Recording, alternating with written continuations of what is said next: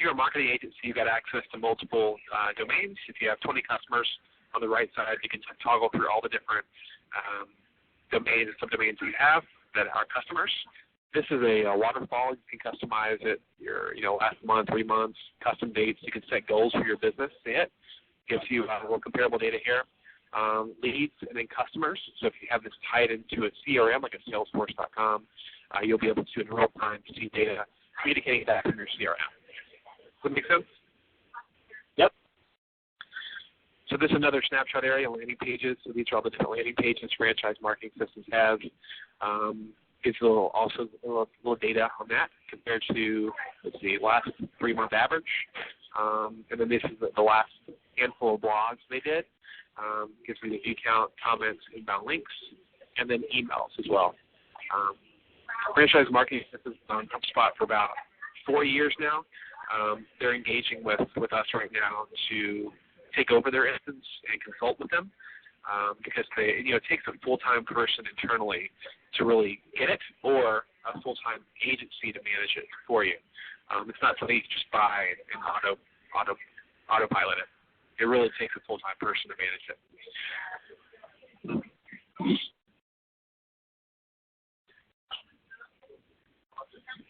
So a lot of companies, you can do a couple of things here. You can host your whole domain inside HubSpot CMS system, so you can build pages on the fly, or you can do subdomains where your website's on WordPress, and then you have your landing pages and calls to actions on HubSpot, so a mixture of the two. So a lot of people do is they have their whole site hosted on the CMS, so they can on the fly build pages. And they've actually dumbed it down pretty easily to where you don't have to do HTML or CSS to create your own pages. HubSpot will create a page design for you, and all you have to do is manipulate the data. And so this is where you kind of get all your different pages and build pages, like your Nikki page or your home page, whatever. That's interesting. So in this example, it looks like this is on Franchise Marketing Systems actual domain there. Yeah, Franchise Marketing Systems actually their whole website is hosted by the CMS, so they're able to get log in and to the portal and manipulate their whole website inside HubSpot. A lot of people like to just use a subdomain combination, and so they have like for instance, IDS has innovativedigitalstrategies.com. I'll go to the site right now. So this is the IDS site, and then everything is all on WordPress with this site, except for the calls to actions here. These are on HubSpot, and so when you click on that, it goes to another. See at the top right, top left, it says blog.ids.com.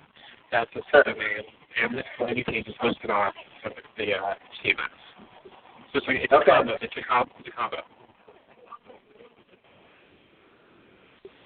And this is the landing page tool. It's really robust. You'll see some similarities here with the other analytic tools that are built in. You can see all the different landing pages they've ever had. You can compare data here. Okay. Everything's streamlined. Views, conversion rates, submissions, and then customers here if they tied it into their CRM, which they don't have set up right now. You can see which ones are doing the best. Views by, okay. Yeah, you can create a landing page on the fly if you have an idea for a landing page. So you can see how easy it is. Actually, I'll just go and create a landing page, show you how it works just real quick. If you hear noise in the background, sorry, I'm working virtually today from my coffee shop. My luck, like 5 kids walked in. Right when we started.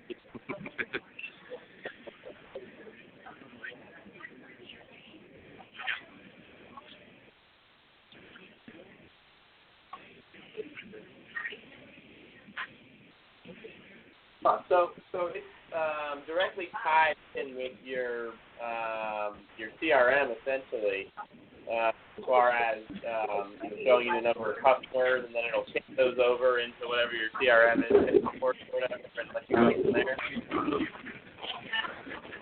Yeah, so everything's tied into CRM. Most people use Salesforce.com for that. But everything that you do, whether it's you have, I'll show you in a second. There's a place here for profiles. So all the data and the interactions that people or prospects are doing on your website, it's all being loaded into the profile area. So over the course of a year, 6 months, whatever, you're building a small profile of your prospects. From the moment of that person, I don't know what's going on here, but from the moment of the one prospect fills out a landing page or a form on your site, you capture their IP address, and it knows that it associates that email address with their IP and email address together, and then you can track them whenever they come back to your site. And you can set up a whole bunch of triggers to your sales reps, like, hey, John Smith just came back to your site after being, after disappearing for 6 months. There's a whole series of stuff you can do with that. It's pretty cool. Okay. Something's going on with the landing page tool, but never seen that before. You go on the blog.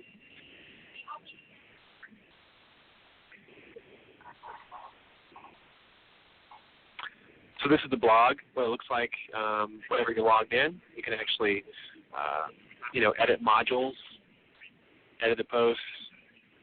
You can mess around with the little modules here on the right side, subscription. HubSpot comes preloaded with tons of different modules, recent articles, subscribe. You can, if you go to HTML, you can actually build your own. I've seen people make their blog look completely different. And then actually HubSpot will make this look and give a look and feel of your website as well to make it easy for you. Okay. Yep.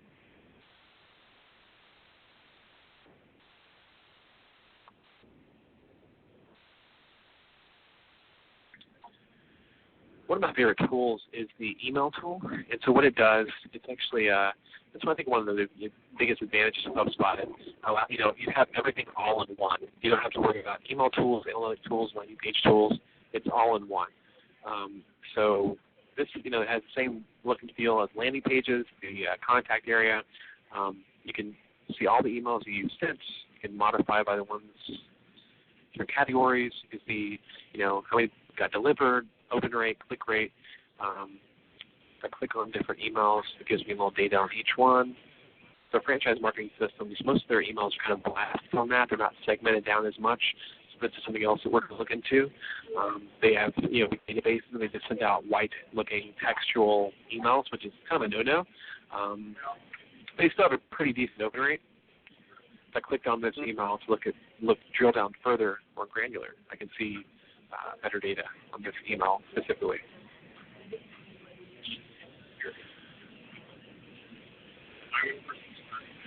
So here's little stats across the top.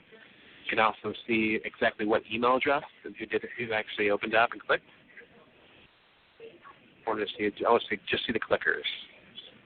I can also set up workflows to where all the people that click or open emails go into a separate bucket of lists, and then I can market to them differently than everybody else. That's another automated workflow you can do. You can download this list. Huh. Okay. It's a graphical representation of what's happened to these emails as well.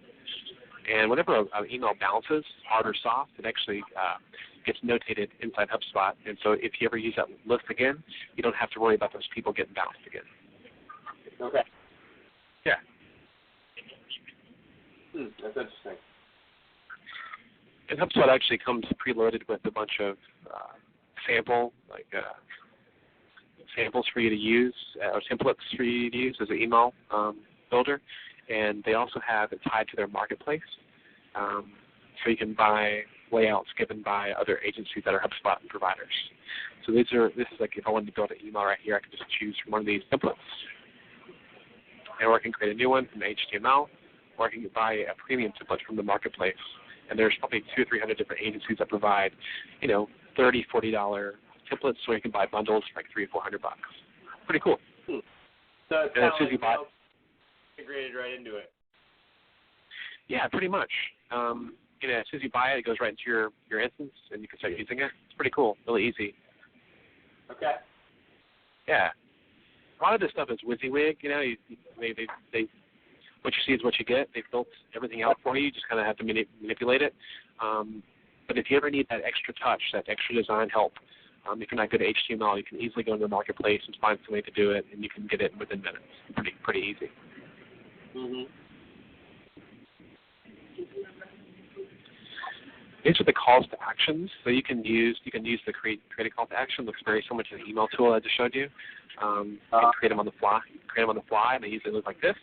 Or you can upload your own image that you've made previously, and then this gives you all the different data as well. So use the clicks, submissions, and then submissions. So if I want to see like, hey, what's my best converting call to action? And so can you take any existing parts of the website and kind of categorize that as a call to action if you already have, like WordPress set up with some different, contact us type of buttons? Absolutely. So if I wanted to make on this IDS site franchise brands a call to action, I could. If I want to make this whole area a call to action, I could. Whatever you want to do, you can make it a CTA. One of the cool things that HubSpot just came out with about 6 to 8 months ago are smart call to action. So if I build the call to action and I have a huge list of like say 10,000 people, 100,000 people, I can create a different experience for the people visiting my site. So if you're in my HubSpot instance as a blog subscriber, you come to my site, you'll see a whole different experience versus somebody that's further down the sales funnel. Like if you've converted on a couple landing pages and you're about ready to buy, I can make pricing information come up when you view my site using different calls to actions versus maybe higher funnel offers. Isn't that cool?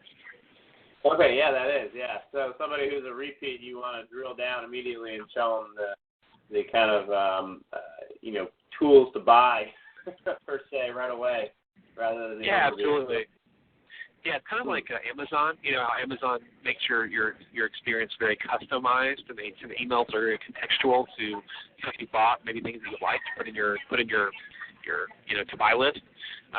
Same thing with HubSpot. They're getting very contextual. So they know that one of my previous customers in my last position, they were using it more for customer service. So if you were if you never were in the database, their website was normal. But if you were in their database, there was a lot of communication between the customer service and the customers. Pretty much everything on the home page and other pages was customer service focused. So the user experience was so much better because they use these smart call to action. Okay. Yeah.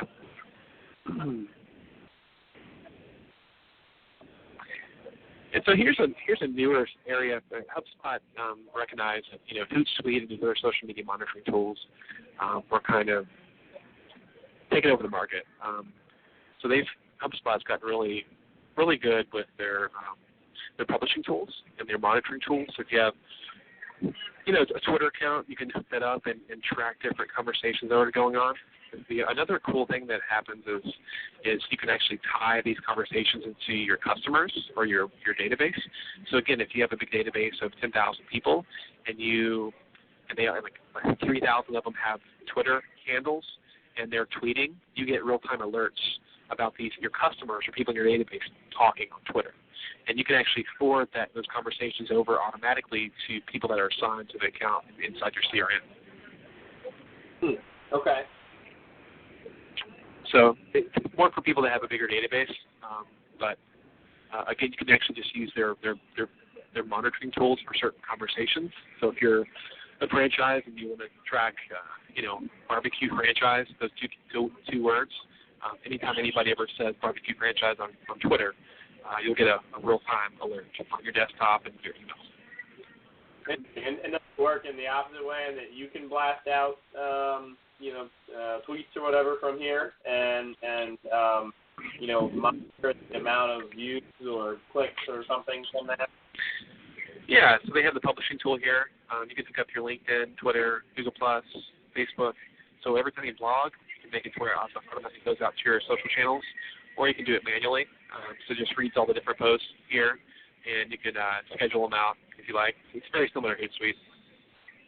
Okay, so that just saves one more place to have to go out and do that separately. Okay. Yeah, they're like, hey, what else can we add on to this awesome tool? So they added something that It's still very similar to Hootsuite. It's internal, and they also tied in revenue. I mean, they're all about tying in revenue. So the way they did that is, hey, you can actually track your current customers, your current database in social media inside HubSpot. Okay. So, yeah, you can see some analytics here. Right.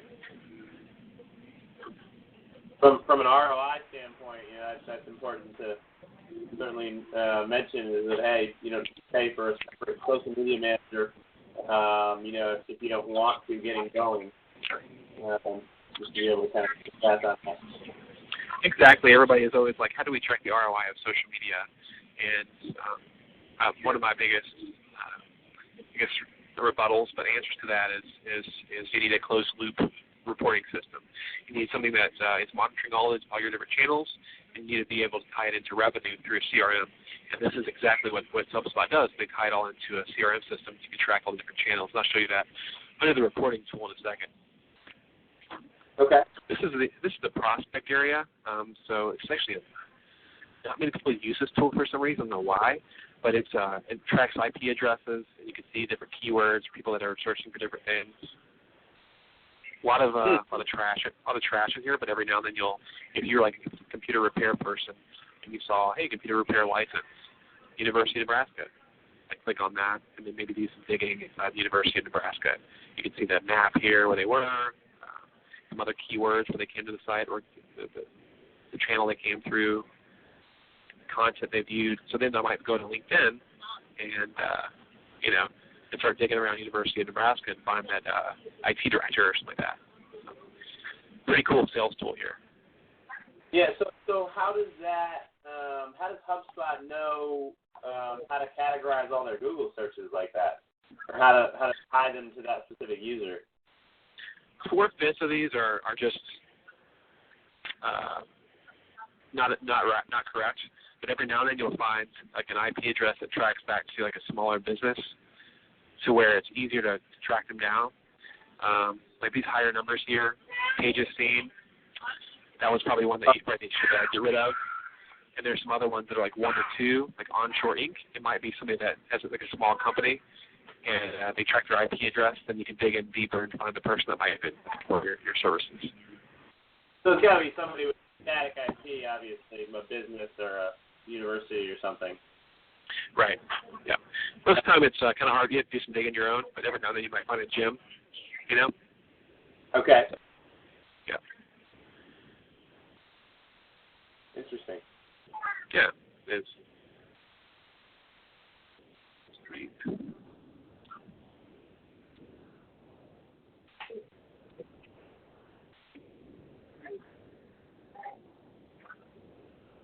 This is like where the magic happens, per se. This is the list that you build. You can build a smart list that modifies itself depending on the different criteria you do. So say I want to build a smart list of people that only opened up emails, clicked on emails, like I talked about earlier. You can actually go back in time. So you'll go back in time with the whole time you've had HubSpot and pulling all the people that ever clicked on the email. Or you can set up a series of different filters to filter those people to a smart list. Static lists are just, what it sounds like, just a plain list that you implement never changes. So, yeah, I won't dive into it. There's a lot of categories. It's very complex here, but, say I want to build a very tight list around directors of marketing in the Northeast that have clicked on the email.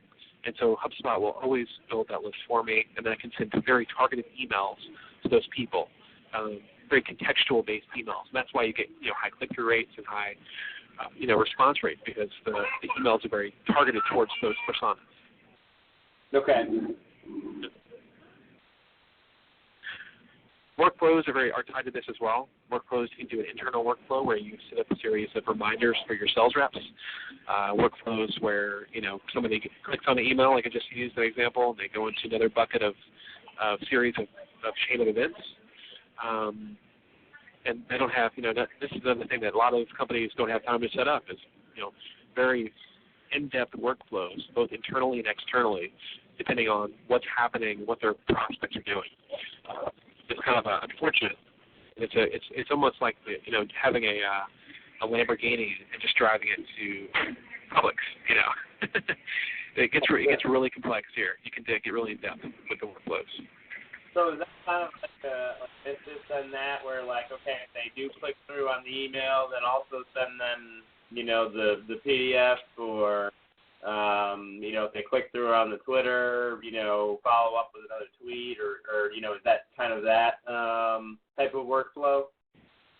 Yeah, so if they tweet it at sitemarker.com or at SiteMarker, then send them an email if they have their email in the database. Also alert the sales rep that's been assigned to them in the system. Also put them in a bucket, a list of people that tweeted at me. Also put them in a email campaign that will email them over the next year. Stuff like that. Okay. Saves a lot of time. Yeah, it does. You can start building it here. It's pretty cool. They actually HubSpot has a bunch of preset emails for you, email workflows. You can just plug and play them into your system and kind of modify them on the fly. HubSpot also has the form builder, just like the call to action landing page builder. You can build forms on the fly. You can see how your forms are doing as well. So these are forms that are on the landing pages. Like this would be. So this form right here I've built inside HubSpot, and it's inside my I chose all these different categories I want to get, and it's all tied into the CRM as well. So as soon as somebody puts the information here, it goes in HubSpot, and it goes in CRM. So you want to make sure that it matches your CRM database.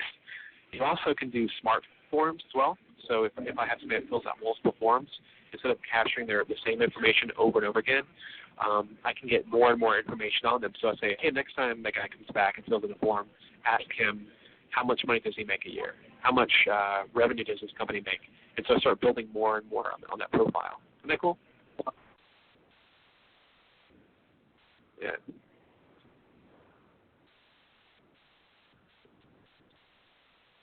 All right, we go to the reports here. Do you have any questions at this point? No, I'm taking it all in, and I'm depth of what you can do here. Yeah, really a lot of stuff here. And then this is a reporting tool. This is one of my favorite parts. Shows you all the different sources broken down. So right now, this is over month to date, and they've got organic search is doing pretty well. They've got 6 contacts, aka leads. They don't have their CRM tied in, so they don't have any customers reporting. You can get granular and go down. Since Google's SSL, they're keeping the data from you. It's going to get more and more blocked, but you can still see a good 25% of the keywords here that other people are finding the site using are located here too. So if I saw, hey, I'm getting a lot of contacts for franchise marketing, I would go in and write a blog post on franchise marketing or create a bunch of content, put on my website about franchise marketing. Okay.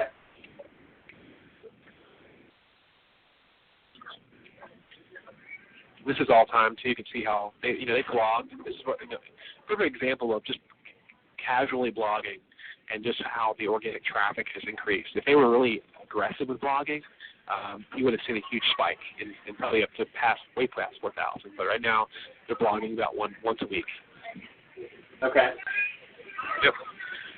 I could spend a lot of time here, but I won't. It's a really cool area to measure what's working, what's not. If I was getting a bunch of customers from one keyword or one channel, obviously I'd switch a lot of my funds and marketing eyeballs towards that one channel. It just makes you a smarter marketer.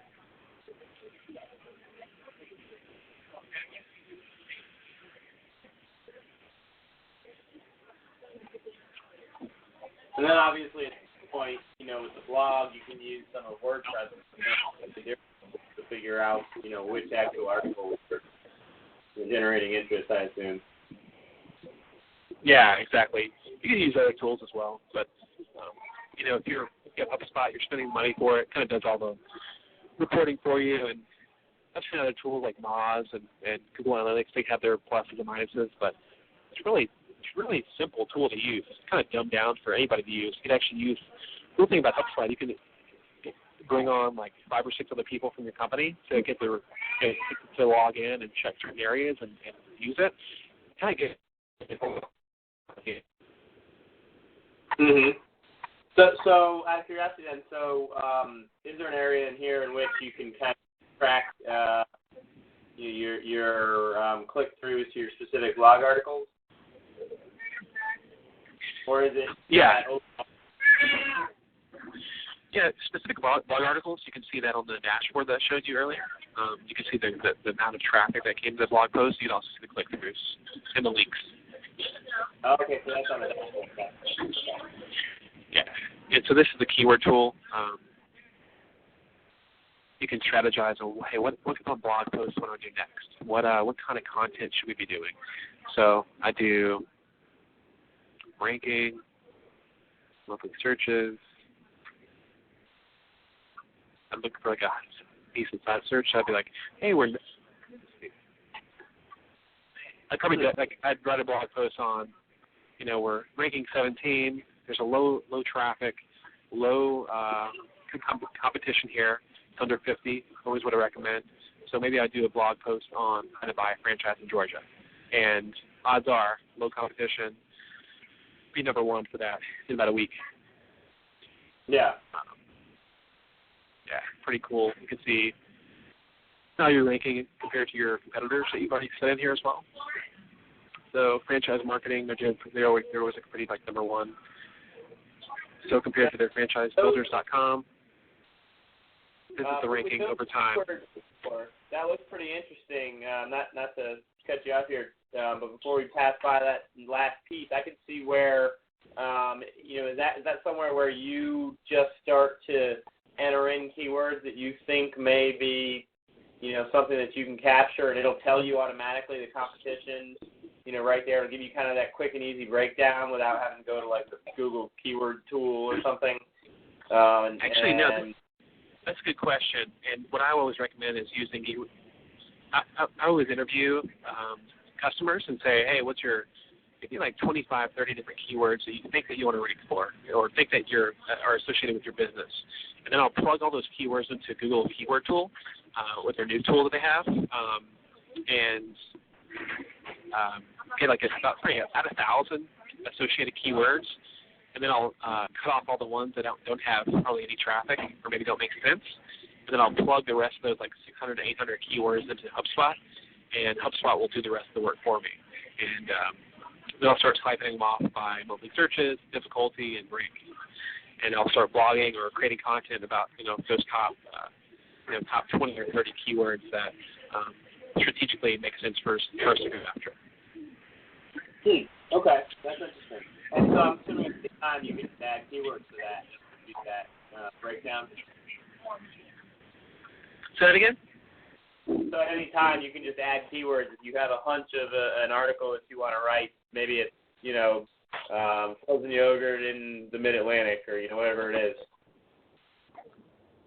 Yeah. I got it in the file too. I had a campaign set up, which they have several campaigns, like French Fry Heaven. I want to add frozen yogurt and French Fry Heaven, which makes no sense, but I'll add that keyword in there, and then it'll take about 2 hours or so for it to analyze that keyword, and we'll be live, and you can see the elements associated with that keyword. Huh, okay. Well, then you know whether you should that article.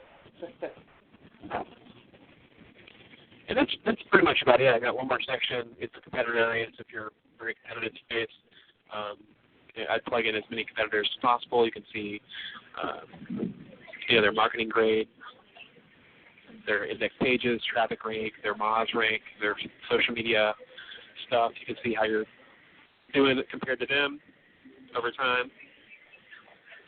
6 months. They have a lot of competitors. So it gives you a little insight. And also, several parts around the HubSpot database you can compare, in the landing pages and the keyword tool. So, and then you have the marketplace, and that's the marketplace I mentioned earlier, which is it's full of services and templates, and about 200 or 300 other people that are HubSpot partners, and they offer their services out to people that can't do it themselves. So that's pretty much HubSpot in a snapshot. Yeah, that's interesting. There's a lot more than I guess I thought there would be. Cool. overall. Yeah, I mean, I've used Marketo, Pardo, and HubSpot, and HubSpot's their background was really in small businesses. That's where they made their money initially. That's kind of when they launched, and so the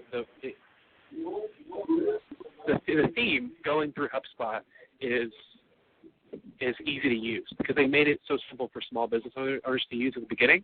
They've added all these robust tools over the past 6 years and made it comparable and competitive with Marketo and Pardo and all these other big marketing automation tools, but they've kept it very simple. And I think that's why they've grown so fast, because they have 10,000 customers now. Because it makes it easy for anybody that knows basics of marketing automation to use. And they obviously eat their own dog food too. They give a lot of content up for free. Okay. Yeah. So cool. And if you ever, if you ever have any prospects that would be interested in going through a demo as well, feel free to let me know. Yeah, I think that was great. I appreciate it. I have a better idea of what you can do with this now. Certainly, easier to see rather than read, about everything. So yeah. So pretty much everything that you're going after, you're kind of you're pretty much targeting from last time we talked. Remember, you're going after the corporate entity as well. You're going after franchisors, right? Yes, that's definitely the target. And you're staying away from the marketing. Are you pretty much going after leadership, C-level? Yeah, for the most part, especially with a cost decision in this range for a smaller or up and coming franchise. That's typically a decision that'll be made more from the top. And really with the franchisors, from what we've found, some of them do have marketing either outsourced or people, etc. But they still want to control the pipeline of potential franchisees. That's where they're, going to either sink or swim. So they seem to be the ones to talk to about how to alter and increase their pipeline of potential franchisees. Okay. Yeah, I found that there a lot of people are open to the inbound methodologies, and obviously a big pain point for franchisors is getting new franchisees. And it's my goal to help them wean themselves off of the old school. I feel like it's such an antiquated industry. They're still addicted to spending $100 per lead that's been passed around between brokers and franchise consultants, and this idea of thinking long term versus hey, give me $1,000, and if you can turn it into $4,000, I'll bite. Those are the kind of people that I stay away from. I'm looking for franchisors that are like, hey, we can write 4 blog posts, and in a year or 6 months, those 4 blog posts are going to be turned into other pieces of content and generate us tons of other leads. They're thinking big term, like long term and bigger than just, hey, here's 1,000, turn into 4,000. You know what I mean? I understand, yeah. Yeah. I think I probably get it more than some of them do as far as the time it takes to see the benefits. As I told you, frankly, the year commitment is a little bit of a scare point. Try and get past. It's a dive into a territory that I can't really give any good cases for at the moment. Not for the inbound marketing as a whole, but for the franchise, world, I guess. I think having this now and being able to talk a little bit more about, what it actually is, I think, having this video recording will be good to be able to look at a little bit as well, and try and come back and see if I can get them reignited about doing some of this, and specifically the Froyo World. I think off the bat, I don't think Tomatillo's budget right now would fit into a program like this. I certainly like what's here, and as I said, we're always picking up new clients and we've lately started to work with a couple larger ones. I don't know. I know they have, their own marketing departments. I don't know whether they'd be interested in doing this or not, but I'm going to keep it in my back pocket for sure to talk about at least. Yeah, I mean, it's definitely not a HubSpot is not a fit for everybody. It takes a certain kind of company and leadership and people inside the marketing team to have a certain mentality to use it, especially the whole commitment thing of a year, which I think it takes a good six months to a year to see results anyway. But then you're gonna lower your cost per click, your cost per customer is going to drop off significantly. It's a long-term investment, and it takes a certain kind of mentality to understand that.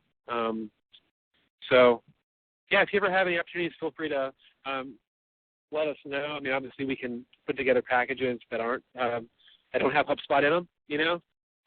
Okay. And as I get any kind of case studies or data in the franchise space, actually today is a perfect day for us to have this because I got a call with I told you the girl that manages a couple of the HubSpot softwares in the franchise space. She's like the only other one person besides me, and okay. So we're going to share some data, and I'll let you know as soon as I do. Then HubSpot is jacked about joining the International Franchise Association. They're excited. So I'm sure there'll be some more interest and credit. That'll be a credibility thing, seeing HubSpot inside the Franchise Association instead of just being on the outside. So, yeah, certainly. That was good. All right, well, great. I appreciate it, Dustin. And when you get the video, worked out, send me a link to that, and I'll download that and be able to share that. And we'll go from there. All right, Eric. Good talking to you, man. And let's keep in touch. All right. Thanks, Dustin. Have a good day. Bye. Bye.